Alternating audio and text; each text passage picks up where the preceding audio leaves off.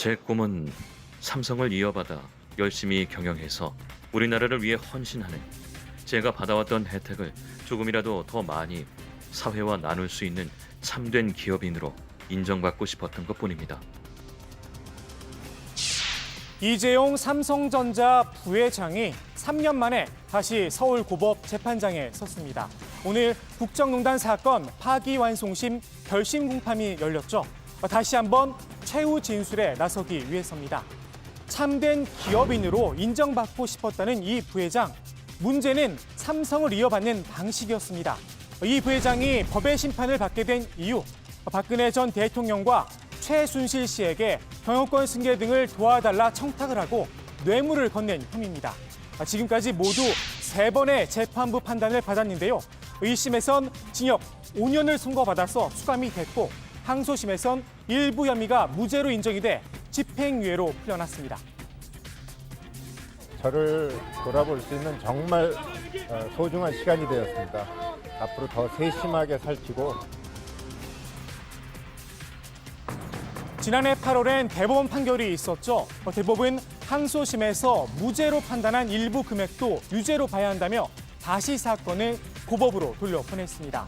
재판부 양형의 차이는 뇌물의 규모였습니다. 실질적인 사용 처분 권한이 피고인 최서원에게 있다는 의사의 합치가 있었다고 볼 수 있으므로 피고인들이 최서원에게 말들을 뇌물로 제공하였다고 볼 수 있습니다. 파기환송심 재판부가 뇌물 액수에 대해 어떤 판단을 내리느냐가 관심인 가운데 또 다른 변수가 하나 더 등장했습니다.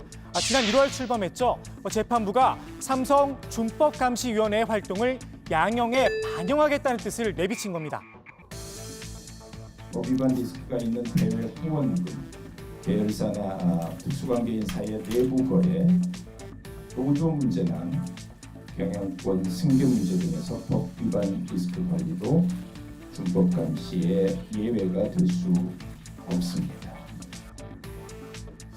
이 준법감시위원회, 재판부가 재발 방지 방안을 만들라고 직접 권고를 해서 설치가 된 겁니다.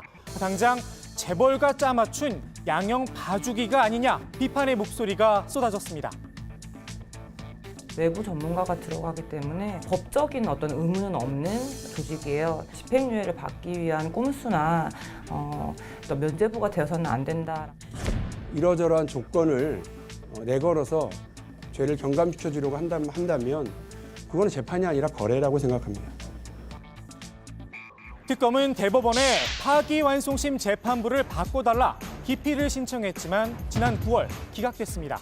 재판부는 삼성 준법위 활동을 평가하겠다며 전문 심리위원회를 꾸렸는데요. 심리위원 3명의 평가 보시는 것처럼 서로 엇갈렸습니다.